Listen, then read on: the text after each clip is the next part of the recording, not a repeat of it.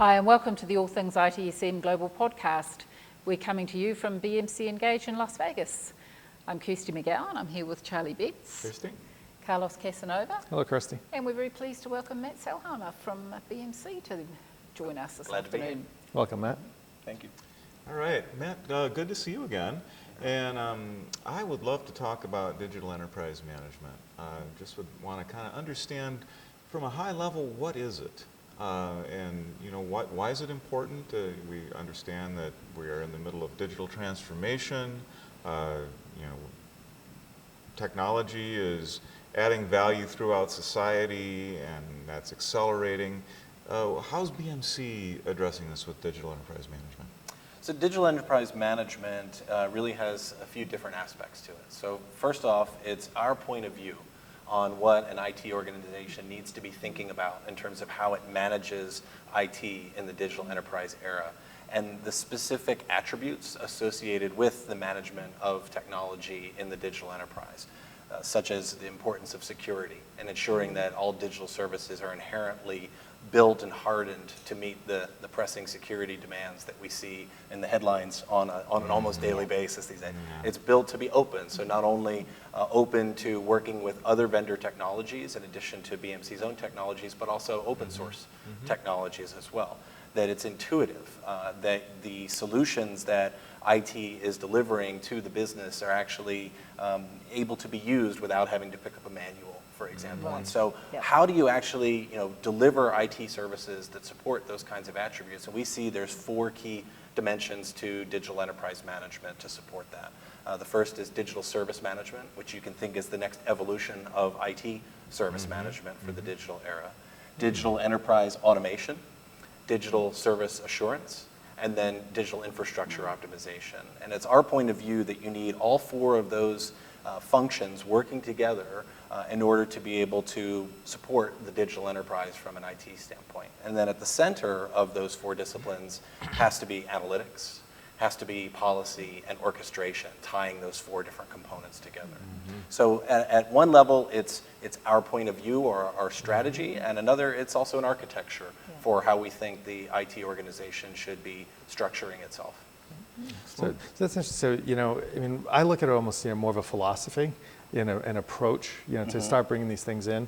And I, having spent, quite a bit of time in the service management space, but prior to that in different areas of operations, security, being one of those. One of the things that I start seeing a lot more, and you just mentioned it, is really sort of intertwining these other disciplines that we've generally and historically kept, isolated. Security, they just focused on security, but we didn't infuse that into I think what we're doing. And it sounds like that's what you're trying to do, is taking these other siloed areas and infusing them all together, bringing them together with that central hub that's going to, mash it together and kind of group together into a common, product or product service that gets, produced for someone. So is that kind of what, where we're going in terms from an industry and customers and clients, where they're really looking to get that value out of it? Yeah, absolutely. It's not just an architecture, but it's very much use case driven. So the example you just alluded to a moment ago relative to security and ITSM, one of the solutions that we announced today is our SecOps, Security Operations Solution, which combines partner technology for vulnerability scanning with the Blade Logic automation technology with ITSM to be able to log the changes and to be able to ensure that the entire process of identifying vulnerabilities, remediating the vulnerabilities is properly logged and available from a compliance standpoint. So it's really about, as you said, bringing multiple disciplines together in an integrated fashion in order to deliver what is needed in the digital era that we now find ourselves. Yeah, that's great, because I know one of the things that, when I started looking more into it and researching the security side is, you start seeing the metrics of how long, hackers are in environments. And first thing I started thinking was exactly that. Incidents that are getting called up that maybe were results of breaches that we didn't detect, changes that occurred that we didn't detect. So it's kind of great that, you said you just announced that as more of a complete solution that starts bringing that in. And I think that's really the case when we're getting down to 0 day. It's no longer, hey, here's what it is. It's like, there's what it was. It's what it was. That's exactly right. Now, it's something I'm interested to ask you about, just changing the topic a bit. So now you were with BMC for quite some time, and then you left, and now you've come back again. I mean, that's something not many people sort of do, is return to a previous job. So what's made you come back? Yeah, it sort of brings the story a bit full circle. I joined BMC about 4 months prior to the announcement of BMC's prior strategy, business service management, in a business development role, helping to establish strategic partnerships that could work with us to drive business service management into the marketplace. And over the years, I moved into a number of other roles within the company, mostly in the solution product marketing side. In 2012, I decided to take another opportunity outside of the company, having been there for 10 years. I'd never worked in a startup environment, so decided to go be a chief marketing officer for a startup company for a few years, which was a wonderful experience. Although I will say that I'm very happy that I probably will never have to order the carpeting for a trade show again. Oh, right. When you work in a startup environment on a lean budget, you do it all. Exactly. T-shaped. And so having been there for 2.5 years, I was kind of thinking what would be next for me, and I reached out to a couple former colleagues at BMC and very quickly got connected with BMC's new Chief Marketing Officer, Nick Utton.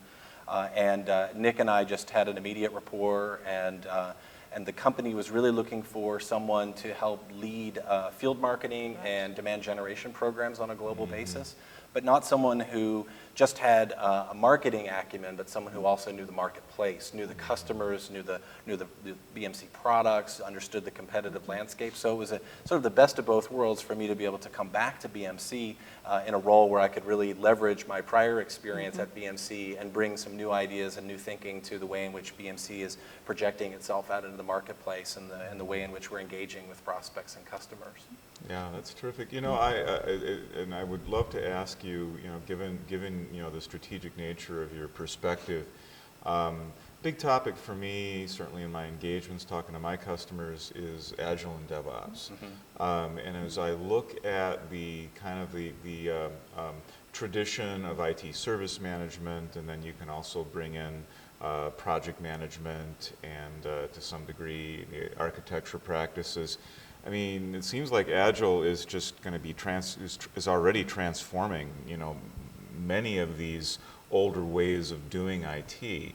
And I can't imagine that it's not something you're seeing every day, especially since you just recently have been in a startup.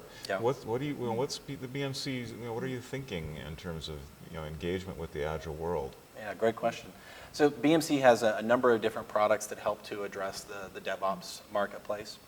In the automation area, we have a product called Release Lifecycle Management that really helps to orchestrate the tasks and steps involved in deploying in a DevOps type of a fashion, where it helps organizations to provide just the right amount of structure and framework so that the deployment is successful.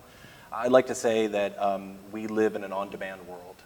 Our chief software architect, Bill Platt, says that the second is the second is the new minute, is what he says. I like to think of it in terms of it's not about seconds or minutes, it's on demand. Right. People expect the services to be available when they want them, with the data that they want, at the performance that they expect. And so being able to introduce innovations and new releases and still deliver on those requirements and being able to roll back is critical. And a product like Release Lifecycle Management really helps in that area.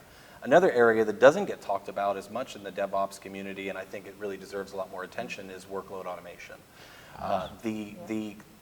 Unless you're maybe an Airbnb or something like that, you're not operating in a greenfield from the ground up kind of environment. You have a tremendous amount of existing data, legacy applications, mainframe environments, so on and so forth. So when you're operating in an Agile environment, introducing a new mobile phone application that might connect through multiple distributed systems and mainframe systems on the back end, how do you actually do that in a way where the developers do their piece, but then when it comes time to actually put that into operations, all of the interdependencies, all the data transfers, all the batch jobs that need to be orchestrated to facilitate that new digital service, how does that actually happen in a way that the operations team isn't slowing down the deployment of the new application now that it's ready to go? And so I think workload automation, we're going to start seeing more focus on that within the DevOps community as people start to take in large-scale environments, start to take new application releases from, I'll call it more of a skunkworks science project of DevOps, and really turn it into a true enterprise-grade DevOps. I would think that, what you were just touching on there, if you go back to your other concept of how you bring it all together with the analytics and stuff in there, if one of those components is the architecture, right, and you're taking that in and you're factoring that in, the engineering, the architecture, and all the intelligence that's there, factoring that into the workload, factoring it into the machine that's going to eventually roll that out, you're not only getting it faster, but you're getting the better quality, not just, hey, we're going to architect, pass it on, and then fire and forget kind of approach. So I would think that if you wrap those two together, you're really going to be able to enable those groups to, yes, produce it faster, do it more efficiently, but also still take, like you said, some of the older legacy approach of hardcore architecture and actually roll that out faster. So I mean that's a great story, I think, in terms of where you're going. And having been involved, and like I said, you started on the BSM. It seems like BMC is kind of leading the way again. They were one of the leaders at that point in time, and having you back, it's almost like a little Groundhog Day, right? A little bit, a little bit. Yeah. But that, I mean, that's a great story. That you guys are leading, essentially leading the next wave of advancement. Yeah, it's interesting. When I look at the marketplace and I look at different software companies in our area of the market, I don't really see anyone that is attempting to articulate a point of view or a strategy around what do we need to do holistically in the way in which we manage IT in this new era. We see certain companies might take an API-centric perspective on it. Others might take a automation of manual workflow and form perspective of it. Others might take an application performance management-centric view, but it's a narrow view. And I really do believe that it is going to require a fundamental, holistic undertaking of how you actually approach managing IT in this environment. You mentioned a phrase earlier, I think you said mind shift or mindset, something that our CEO, Bob Beecham, mentioned in the keynote this morning as well. It's going to take a mind shift or a new mindset within the IT organization to start thinking in a more end-to-end way. Seems like we've been talking about silos in IT forever, and they're still here. And I think with digital enterprise management, we're starting, at least as from BMC's point of view, to say here's a different way. Here's an alternative approach to how you should be thinking about managing IT. You've got to have digital service management. That's core. You've got to have enterprise automation, that's core. You've got to have service assurance, that's core. And you have to be continuously optimizing the infrastructure, scale up, scale down, et cetera. And you have to do that in a way that's secure, that's intuitive, and that's open. That's a big undertaking. That's a big basket. That's a big basket. It really is. There's so many threads that are being pulled together, and just. But that's fundamentally where the problem has been, right? We've said, oh, it's a big basket. Let's break it down into small baskets. No. And the gaps between the baskets is where. We actually just need a better way of handling the whole basket. Exactly. So our perspective would be, you don't have to try and eat it all in one bite, right? Don't try and eat the apple on one bite. Take it a bite at a time. But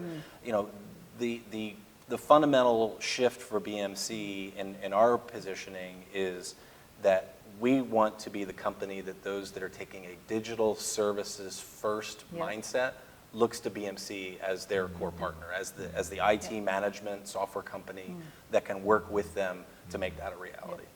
Right. Well, Matt, thanks a lot for your time this afternoon. Welcome. It's been a pleasure chatting with you, and hopefully we'll get the opportunity to have another discussion with you at another time. Sounds good. Thanks, Kirsty. Thank you, Matt. Great. Thank you. Thanks, Matt.